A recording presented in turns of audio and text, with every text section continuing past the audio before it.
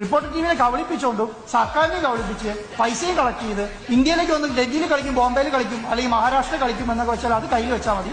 അത് പലരും പറയുന്നുണ്ടായിരുന്നു മെസ്സി ഏപ്രിൽ വന്നു, മെയ്യിൽ വന്നു, ഇനി പിന്നെ നെക്സ്റ്റ് മാർച്ചിൽ വരുന്നൊക്കെ. പിന്നെ പലരും പറയുന്നുണ്ടായിരുന്നു മെസ്സി ഇനി കേരളത്തിൽ വരാൻ സാധിച്ചിട്ടില്ലെങ്കിലും മെസ്സി കേരളത്തിൽ വന്നില്ല എന്നുണ്ടെങ്കിൽ ഇന്ത്യയെ പോലും കാലുകുത്തില്ലാന്ന്. എന്തൊക്കെയാണെങ്കിലും that's moment, it's time. So നമ്മളെല്ലാവരും അതിൽ എൻജോയ് ചെയ്യാണ്. Yes, Messi. So this is the day, we all blessed. ഞാനിന്ന് എനിക്കിടെ തന്നെ ലയണൽ മെസ്സിയെ കണ്ടുകൊണ്ടാണ്. അങ്ങനെ ഒടുക്കം എല്ലാ അഭ്യൂഹങ്ങൾക്കും അവസാനിപ്പിച്ചുകൊണ്ട് ലയണൽ മെസ്സി ഇന്ത്യയിൽ, നമ്മുടെ മണ്ണിൽ, നമ്മുടെ രാജ്യത്ത് വന്ന് കാലുകുത്തിയാണ്. നമുക്കറിയാം ഇതിന് മുമ്പ് പുള്ളിക്കാരൻ വന്നിട്ടുണ്ട്. പക്ഷേ ആ സമയത്ത് അത് ചിന്തിക്കാനും അതിനെപ്പറ്റി അറിയാനുള്ള കൂടുതൽ കാര്യങ്ങൾ അറിയാനുള്ള ഒരു പ്രാപ്തിയൊന്നും എനിക്കായിട്ടില്ല. അപ്പോൾ ആ സമയത്താണ് മെസ്സി വരുന്നത്. പക്ഷേ ഇത് ഇപ്പോൾ നമ്മളെ കൊണ്ട് പറ്റാവുന്ന ഒരു സാഹചര്യത്തിൽ നമുക്ക് എല്ലാവർക്കും അറിയാം, നമുക്ക് മെസ്സി, റൊണാൾഡോ എന്ന് പറഞ്ഞ വ്യക്തികളൊക്കെ അടുത്ത് വരുന്നുണ്ടെങ്കിൽ പോയി കാണണമെന്ന് ആഗ്രഹിക്കുന്ന ആൾക്കാരാണ്. പക്ഷേ നമ്മുടെ അവസ്ഥ എനിക്കറിയാം. എൻ്റെ പോലെ പലരും വിഷമിച്ചിരിക്കണം, പലർക്കും അങ്ങോട്ട് ചെല്ലാൻ സാധിക്കാത്ത അവസ്ഥയിലിരിക്കുന്നുണ്ടാവും. അതൊക്കെ പോട്ടെ, നമുക്ക് ആ ഒരു കാര്യങ്ങളെക്കുറിച്ചൊന്നും ചർച്ച ചെയ്യേണ്ട ആവശ്യമില്ല. പക്ഷേ നമ്മളെല്ലാവരും അനുഗ്രഹിക്കപ്പെട്ടവരാണ്, അല്ലെങ്കിൽ നമുക്ക് ആ ഒരു ഭാഗ്യം ലഭിച്ചിട്ടുണ്ട് മെസ്സി നമ്മുടെ രാജ്യത്തേക്ക് വന്ന് ആ ഒരു സംതൃപ്തിയിലിരിക്കുക.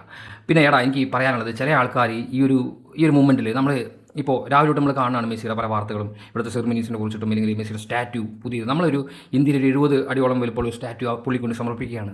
അപ്പോൾ അതിനൊക്കെ എതിരെ പല ആൾക്കാരും ഹെയ്റ്റ് സ്പ്രെഡ് ചെയ്യുന്നുണ്ട്. എനിക്ക് നിങ്ങളോട് പറയാനുള്ള ഒറ്റ കാര്യമുള്ളൂ, നിങ്ങളൊന്ന് ആലോചിക്കുക. ഞാൻ നിങ്ങളൊക്കെ കളിക്കുന്ന ആൾക്കാരാണ്. ഞാൻ കുഞ്ഞിലോട്ടെ ഈ ഒരു കളിക്ക് വേണ്ടി എൻ്റെ ലൈഫിൽ പല കാര്യങ്ങളും ഞാൻ മാറ്റിവെച്ച് പല റിവിഷൻസും ചെയ്ത് എൻ്റെ ലൈഫിലെ പല സമയങ്ങളും ഞാൻ കഠിനാധ്വാനം ചെയ്ത് നിൽക്കുന്നുണ്ട്. അതുപോലെ തന്നെയാണ് നിങ്ങളാണ് ഞാൻ ആഗ്രഹിക്കുന്നത്. കാരണം നമുക്ക് ഇതിൽ നിന്ന് കിട്ടുന്ന ഒരു ലഹരി ഉണ്ട് അല്ലേ, ആ ലഹരിയാണ് ഞാനും ആഗ്രഹിക്കുന്നത്. ഈ ലോകത്ത് ഒരു ഗെയിമിനും തരാൻ പറ്റാത്തൊരു ലഹരിയാണ് ഫുട്ബോളിന് തരാൻ സാധിക്കുക എന്ന് വിശ്വസിക്കുന്ന ആളാണ് ഞാൻ. തീർച്ചയായിട്ടും നിങ്ങളെല്ലാവരും അത് എക്സ്പെരിമെൻറ്റ് ചെയ്യുന്നുണ്ടായിരിക്കും. അപ്പോൾ നമ്മുടെ വിഷമങ്ങൾ, നമ്മുടെ സങ്കടങ്ങൾ, നമ്മുടെ ലൈഫിൽ ആരുമില്ലാത്ത സമയത്തൊക്കെ ഞാൻ ഒരുപാട് അറ്റാച്ച്ഡ് ആയാലും ഇങ്ങനെ എന്നെ ഒരുപാട് സങ്കടങ്ങളിൽ നിന്നൊക്കെ മാറ്റി നിർത്തിയിട്ടുള്ള ഒരു ഗെയിമാണിത്. അപ്പോൾ അത് പലർക്കും പല രീതിയിലായിരിക്കും ഈ ഒരു ഗെയിമിലുള്ള സമീപനം. അപ്പോൾ തീർച്ചയായിട്ടും ആ ഒരു ഗെയിമിനെ ഞാൻ അങ്ങനെയാണ് ലൈഫിൽ കാണുന്നത്. അപ്പോൾ അതുപോലെ കാണുന്ന ആൾക്കാരുണ്ടായിരിക്കും. അപ്പോൾ ആ മൊമെൻറ്റിലാണ് ഞാൻ ഈ ഒരു കാര്യം പറയണമെന്ന് ഞാൻ ആഗ്രഹിക്കുന്നത്. കാരണം ഇവിടെ നമുക്കൊരു പഞ്ചായത്ത് ഗെയിമിലാണെങ്കിലും, അല്ലെങ്കിൽ ഒരു ടൂർണമെൻറ്റിലാണെങ്കിലും, അഖിലേന്ത്യ പോലെ തന്നെ പല ടൂർണമെൻറ്റിലൊക്കെ നമുക്കൊരു കപ്പ് അടിച്ച് കഴിഞ്ഞാൽ, നമുക്കൊരു മൊമെൻറ്റ് ലഭിച്ചു കഴിഞ്ഞാൽ നമ്മൾ അതിൻ്റെ ഒരു സാറ്റിസ്ഫാക്ഷൻ, അല്ലെങ്കിൽ ആ ഒരു സറൗണ്ടിങ് നമ്മൾ ആഘോഷിക്കാറുണ്ട്, അതിൽ എൻജോയ് ചെയ്യാറുണ്ട്. പല ആൾക്കാരും നമ്മൾ അടുത്ത് വന്ന് നമ്മളോട് ഫോട്ടോ എടുക്കാൻ പറയുമ്പോഴാണെങ്കിലും, എനിക്ക് നമ്മളോട് കൂടുതൽ ആ ഒരു കളിയെക്കുറിച്ച് സംസാരിക്കുമ്പോഴൊക്കെ നമുക്കൊരു പ്രൗഡ് ഫീൽ ചെയ്യാറുണ്ടല്ലേ. അപ്പോൾ അങ്ങനെ ഒരു ചോദ്യം മെസ്സിയോട് ചോദിക്കുകയാണ്.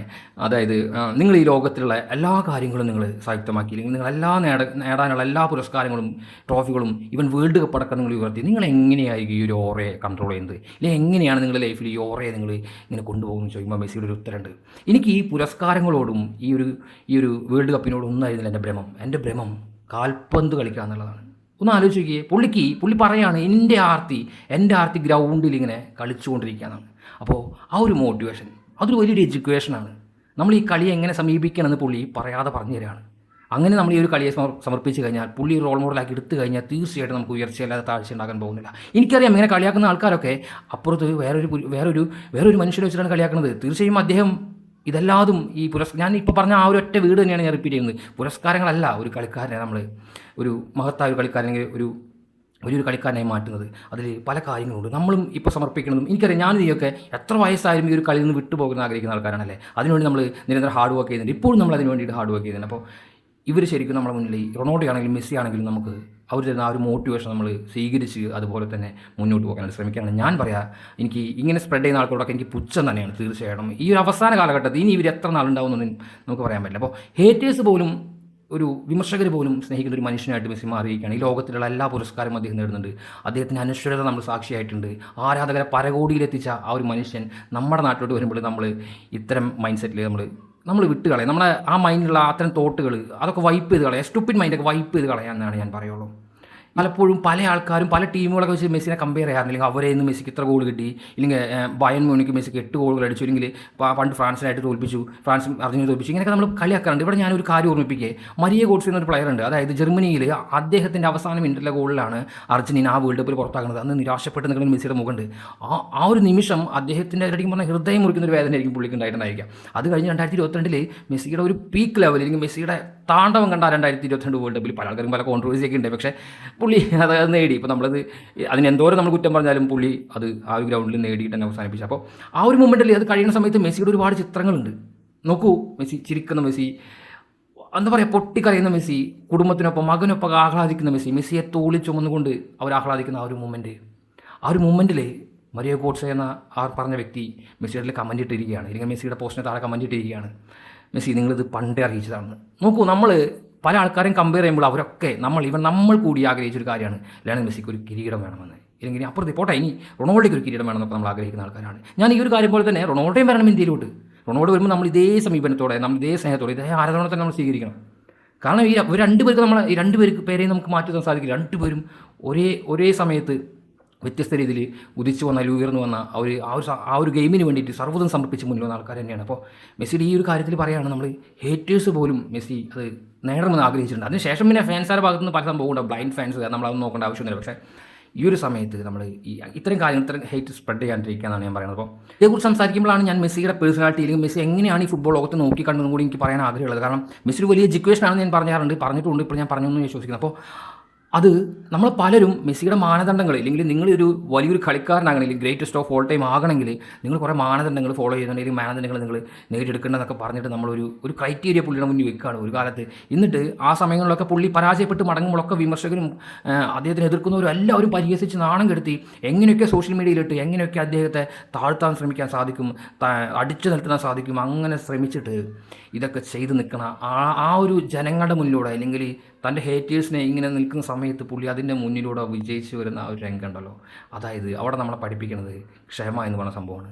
എല്ലാത്തിനെയും എങ്ങനെയാണ് നോക്കിക്കാണേണ്ടത്, എവിടെയാണ് മറുപടി കൊടുക്കേണ്ടതെന്നൊക്കെ പറഞ്ഞ് പഠിപ്പിച്ച് അദ്ദേഹം കളിക്കളത്തിൽ കാലുകൊണ്ട് കാണിച്ച നമ്മ മാന്ത്രികതയുടെ പേരായിരുന്നു ലയണൽ മെസ്സി എന്നത്.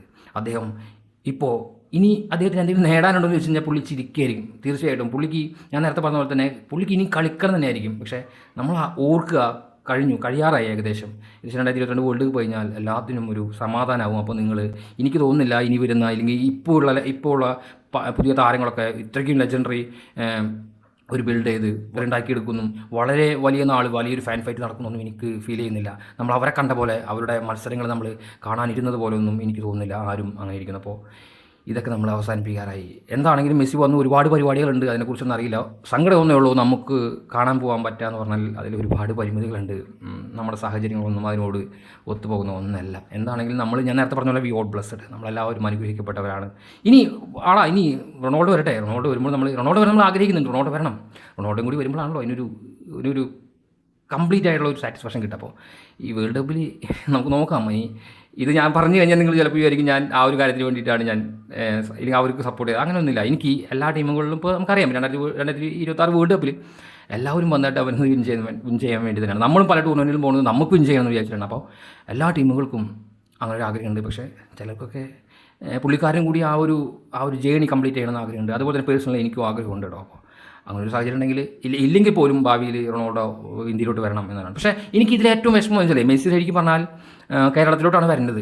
ഇന്ത്യയിൽ എനിക്ക് അങ്ങനെ തോന്നുന്നില്ല അത്രയും വലിയ ഫാൻ ബേസ് ഉണ്ടാകണം, അല്ലെങ്കിൽ അത്രയ്ക്ക് വലിയൊരു സംഭവം ഉണ്ടാകുന്നു. പക്ഷേ ഇപ്പോഴുണ്ട് മെസ്സിയുടെ കാര്യത്തിലാണെങ്കിലും. പക്ഷേ കേരളത്തിലോട്ട് വരികയാണെങ്കിൽ മെസ്സിക്ക് അതിൻ്റെ ഡെപ്ത് മനസ്സിലാക്കാൻ സാധിക്കും. കാരണം നമ്മുടെ ഇന്ത്യ തന്നെ ഏറ്റവും കൂടുതൽ ഫുട്ബോൾ ഫാൻസ് ഉള്ളത് കേരളത്തിലാണ് ഈവൻ. അപ്പോൾ എന്താണെങ്കിലും ഞാൻ സങ്കടമുണ്ട്, പോകാൻ പറ്റുന്ന സങ്കടമുണ്ട്. സങ്കടം എന്ന് വെച്ചാൽ പൈസ ഇല്ല പോകാനായിട്ട്. Okay, bye. നമുക്ക് കൂടുതൽ വിശേഷമായിട്ട് പിന്നെ വരാം. ഓക്കെ.